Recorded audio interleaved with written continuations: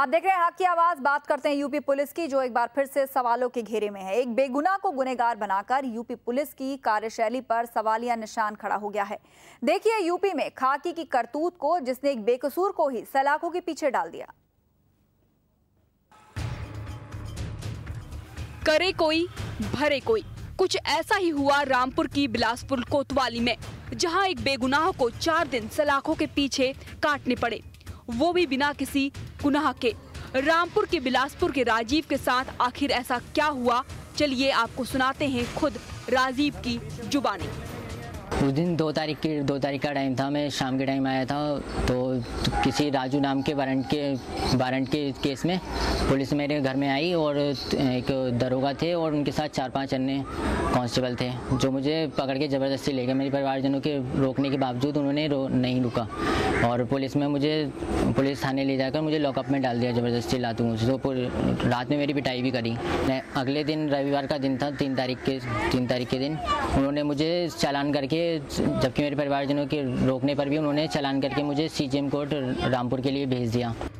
जी हाँ, ये गुजरी है बिलासपुर के राजीव पर। बड़ी मशक्कत के बाद राजीव के परिवार ने असली राजू को रुद्रपुर से ढूंढ निकाला और किसी तरह राजीव को राजू साबित किया, लेकिन पुलिस ने ना अपनी ड्यूटी निभाई और अब पुलिस इन्हें धमकी भी दे रही है कि वो हम सबको ये धमकी दिए के गए थे कि अगर आप लोगों ने कोई कार्रवाई की या कुछ भी किया तो हम आपके घर से बच्चा उठा लेंगे और लेडीज पुलिस को आके लेके आएंगे आपके घर और लेडीज को उठवा के खूब पिटवाएंगे। बेकसूर राजीव के जेल जाने से जहां परिवार का मान सम्मान गया, वहीं इस वजह से उसकी नौकरी पर भी बन आए। 1 हफ्ता कम से कम उन्हें नौकरी से बैठना पड़ा। उसके बाद फिर हम लोगों ने उन्हें जब सब कुछ समझाया, जब उन्हें दिखाया, तब जाके उन्हें फिर दोबारा रखा गया। राजीव अब इंसाफ चाहता है, लेकिन वो ये भी जानता है कि ये मुश्किल है। जो भी उन्होंने किया है मेरे साथ और मेरे परिवार वालों के साथ, उसके साथ जो कोर्ट है वो पूरा न्याय करे। राजीव के साथ जो कुछ हुआ वो पुलिस की कार्यशैली पर सवाल उठाता है। साथ ही सवाल ये भी कि आखिर यूपी पुलिस कब बेगुनाहों को परेशान करना छोड़ेगी। अगर यूपी पुलिस का यही रवैया रहा तो लोगों का खाकी पर से भरोसा ही उठ जाएगा। रामपुर से ओमपाल के साथ ब्यूरो रिपोर्ट, महुआ न्यूज लाइव। तो देखा आपने, पकड़ना एक बदमाश राजू को था, लेकिन बेकसूर राजीव को पुलिस ने पहुंचा दिया सलाखों के पीछे। घर वाले चिल्लाते रहे कि ये तो हमारा बेटा राजीव है, ये कोई राजू नहीं है और इसका किसी भी प्रकार का कोई क्राइम रिकॉर्ड भी नहीं है, लेकिन पुलिस ने एक ना सुनी। हार थक कर परिवार वालों को ही बदमाश राजू को पकड़ के लाना पड़ा, पुलिस को सौंपा गया और तब जाकर पूरे मामले का खुलासा हुआ कि कैसे यूपी पुलिस की कारगारी की वजह से एक बेकसूर को सलाखों के पीछे जाना पड़ा, जिसकी वजह से उसकी नौकरी भी चली गई। और अब जब पूरा मामला खुलकर सामने आया है तो परिवार वालों का आरोप है कि अब पुलिस की तरफ से उन्हें धमकियां मिल रही हैं। एक कॉलर हमारे साथ ललित शर्मा प्रबुद्ध नगर से फोन लाइन पे जुड़ गए हैं। ललित जी, क्या कहना चाहते हैं? मैडम, मैं अब न्यूज चैनल के जरिए ये कहना चाहता हूँ, ये अकेले राजीव की नहीं, ये चीजें मेरे साथ भी बीती हुई है जी। मैंने केस किया था, उसने मुझे उठा के ले गए थे, मेरे को परेशान किया जा रहा था कि तुमको जेल में भेज देंगे, ये करो ये करो जी। और बहुत बुरी यातनाएं दी जाती है वहाँ पे। यही पुलिस का रवैया, करे कोई भरे कोई जी, यूपी पुलिस का रवैया है जी। ललित जी, आपके साथ क्या हुआ था और किस प्रकार से फिर पूरे मामले से आपको छुटकारा मिला? मैडम, मैंने तो बस यहाँ से 2-4 लोग चले गए थे यहाँ से मोहल्ले में से, और उन्होंने कहा इसका कोई मतलब नहीं है, इनके बड़े भाई का मामला है, तुम उससे मिलो। जबकि वो भी अपनी सजा काट के आ चुका था, उसका कोई रोल नहीं था किसी केस में। बेवजह परेशान करना चाहते हैं ये लोग और चाहते हैं कि ये क्रिमिनल बने। अगर कोई बैठता है आराम से तो उसे बैठने नहीं देते किसी भी तरीके से। जी, चलिए शुक्रिया। तो एक कॉलर हमें कह रहे थे कि उन पर भी कुछ ऐसी बीती है जिसके बाद से यूपी पुलिस पर से उनका तो विश्वास उठ गया है, और जो ताजा घटना हुई है उनका कहना है कि ये कोई नई बात नहीं है, यूपी पुलिस की आदत है इस प्रकार के कारनामे करते रहना, जिसकी वजह से एक पूरे परिवार को मुसीबत झेलनी पड़ती है। हमारे साथ खुद राजीव फोन लाइन पे जुड़ गए हैं, जो पीड़ित है इस पूरे मामले के। रामपुर से फोन लाइन पे हैं। राजीव, आपसे तफसील से जानना चाहेंगे, विस्तार से बताइए कि क्या कुछ हुआ और कैसे पुलिस आपके घर पहुंची। जी, आप तक आवाज पहुंच रही राजीव? जी जी जी। राजीव, आपसे जानना चाहेंगे कि पूरा मामला है क्या? दरअसल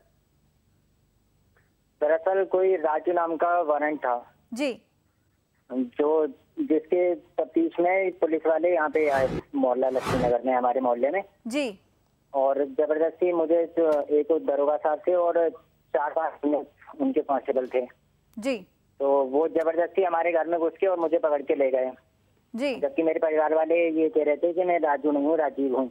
जी। तो इस प्रकार वो सारे मुझे जबरदस्ती मारते पीटते हुए ले गए वहाँ पर जी पुलिस स्टेशन में जाके। वहाँ पर ही मेरे पीछे लगभग काफी लोग पहुंचे कि ये साबित करने के लिए कि मैं राजू नहीं हूँ, राजीव हूँ। जी।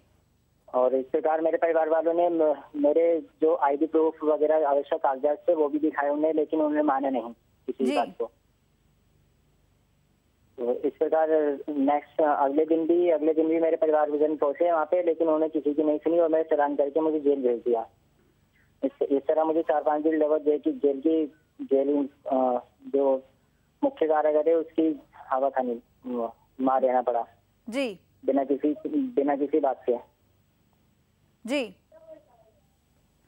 राजीव, आपसे बातचीत जारी रहेगी। क्या कुछ हुआ जेल में और किस प्रकार का बर्ताव पुलिस ने आपके साथ किया उस पर भी हम आपसे प्रश्न पूछेंगे, लेकिन इसी बीच एक कॉलर हमारे साथ हल्द्वानी से फोन लाइन पे जुड़ गए हैं। जी, क्या नाम है आपका? जी, मेरा नाम सुरेश तिवारी है। जी सुरेश जी, अपनी बात कहिए। जी, मैं 3 कैबिनेट मंत्री है जी।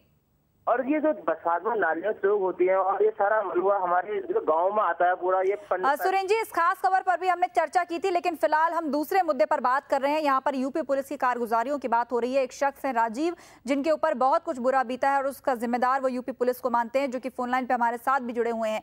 राजीव, आखिर कितने दिनों तक आपको जेल में रहना पड़ा? लगभग 4 दिन तक जेल में रहना पड़ा।